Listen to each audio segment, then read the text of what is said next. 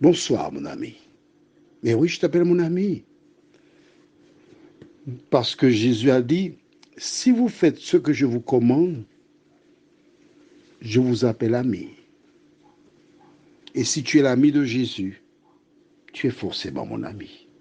Attention, à une condition, hein, que tu mettes en pratique ce que tu lis. Tu sais, la vie est si courte. La parole est là justement pour t'aider, m'aider, afin que nous puissions assurer notre élection. Ce soir, nous allons lire une référence biblique extraordinaire. Juste avant, prions. Notre Seigneur, notre Dieu, toujours dans le cadre de l'étude concernant Moïse, nous avons fait une parenthèse à partir de la déclaration où Dieu disait « Je suis », afin d'éclairer celles et ceux qui pensent que Jésus n'est pas Dieu. Nous allons lire une dernière référence, il y a d'autres, mais nous lirons une dernière référence aujourd'hui pour éclairer tes enfants. Cet esprit, merci de continuer ton œuvre en nous, car nous menons des batailles rudes. L'ennemi vient arracher souvent du cerveau de tes enfants ce qu'ils ont lu. Mais s'ils prennent des notes, s'ils lisent à nouveau, tu leur permettras de garder la vérité. Seigneur, merci de faire cela pour nous. Nous t'avons prié au nom de Jésus pour ta gloire éternelle. Amen. Je t'invite à lire avec moi dans le livre de 1 Jean. 1 Jean, c'est à la fin de la Bible. Le dernier livre, c'est Apocalypse. Juste avant Apocalypse, tu as celui de Jude. Alors, Jude n'a pas de chapitre parce que c'est tout simplement un seul chapitre. Tu as 3 Jean, pareil. Tu as 2 Jean et ensuite tu as 1 Jean. Chapitre 5, et je lis à partir du verset 19 jusqu'au verset 21. Nous savons que nous sommes de Dieu et que le monde entier est sous la puissance du malin.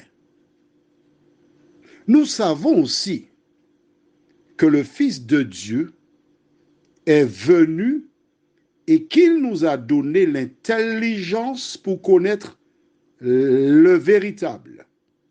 Et nous sommes dans le véritable, en son Fils Jésus-Christ. C'est lui qui est quoi? Que vois-tu dans ta Bible? Qui est le Dieu véritable et la vie éternelle. Petits enfants, gardez-vous des idoles. Ai-je besoin de développer, d'expliquer ce que nous venons de lire? Ou c'est clair, c'est net, c'est précis? Note avec moi que celui qu'on appelle Saint Jean, un disciple de Jésus, c'est lui qui a écrit les ouvrages de 1 Jean, 2 Jean, 3 Jean. D'accord? Dans le verset 19, il dit « Nous savons que nous sommes de Dieu ». Des majuscules. OK? Et que le monde entier, donc le reste, ceux qui ne sont pas avec Dieu, le monde entier est sous la puissance de qui? Du malin. Ces références nous indiquent donc qu'il n'y a que 2 chemins. La vie ou la mort. La vérité ou l'erreur. Dieu ou le malin. Il n'y a personne entre les deux. C'est soit tu es avec Dieu ou tu appartiens au diable. Note bien, il dit, nous savons que nous sommes la propriété, nous sommes de Dieu. Et que le monde entier, attention, qu'est-ce que ça indique? Que ceux qui sont avec Dieu sont en petit nombre. C'est pas ça? Mais oui, c'est ça. Rappelle-toi, tu as entendu parler du récit de Noé. Sur toute la population, seul Noré, son épouse, leurs 3 fils et leur épouse, un total de 8 personnes furent sauvées. Tout le reste, ils furent tués. Alors, certaines personnes, des dénominations, des associations, ont dit que certains chapitres de la Bible, on doit les enlever parce qu'ils ne sont pas d'actualité. Mais en attendant que l'on sorte de nouvelles Bibles, je ne peux parler que de celle que j'ai aujourd'hui. Et celle que j'ai aujourd'hui m'indique que 2 anges descendirent à Sodome et Gomorrhe parce qu'il y avait un train de vie particulier là-bas. Et sur toute la population, seulement Lot, son épouse, et ses 2 filles sortirent vivant de Sodome. Et l'épouse de Lot, qui avait le cœur encore dans Sodome, elle devait une statue de sel. Donc en réalité, 3 personnes furent sauvées. Est-ce que c'est clair? Est-ce que tu es d'accord avec moi? Donc si tu es dans la majorité, tu sais que tu es en difficulté. Mais oui, mais oui. Si tu es dans la majorité, tu sais que tu es où? Le monde entier est sous la puissance de qui? Qu'est-ce qui fait de toi un enfant de Dieu?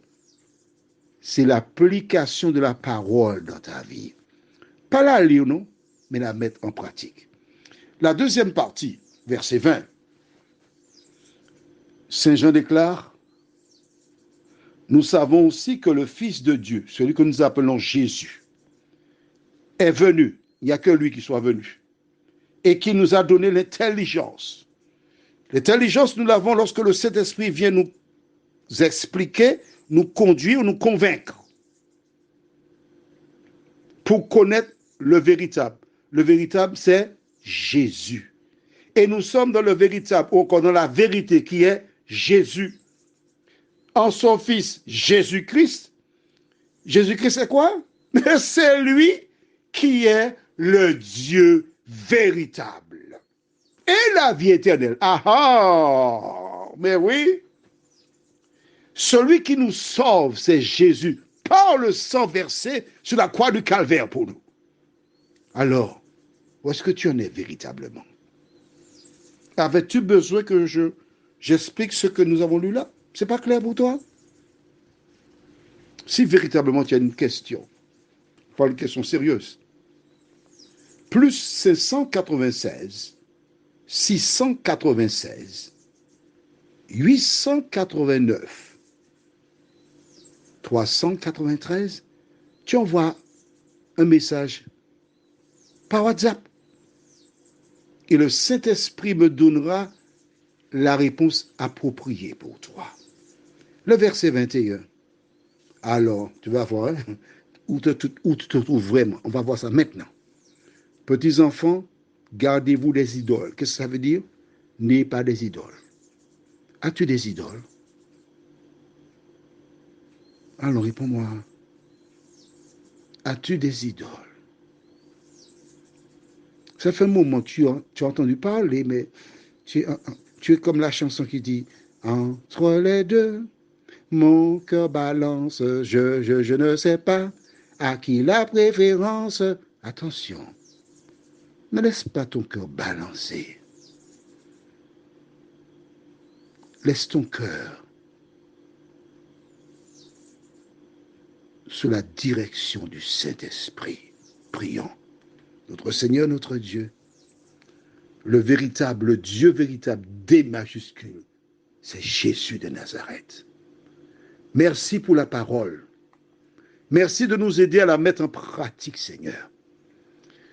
Merci de nous aider à cesser de nous leurrer en nous barricadant derrière des excuses bidons. C'est là que ma maman m'a placé. Non. Seigneur, nous ne voulons pas être placés par nos ancêtres. Nous ne voulons pas être placés par des hommes, mais nous voulons être placés par le Saint-Esprit. Continue de nous placer, Seigneur. Jusqu'au moment où tu viendras nous chercher, nous t'en prions. Au nom de Jésus et pour ta gloire éternelle. Amen. Je te souhaite une bonne nuit et que l'Éternel t'aide à préparer un paquet cassé à toutes les idoles pour que personne n'aille les récupérer, les utiliser. Casse ça, marteau, buret. Et si tu n'as pas la force pour le faire, envoie-moi un petit colis, je t'enverrai mon adresse. Je me chargerai de ça pour toi, t'en fais pas.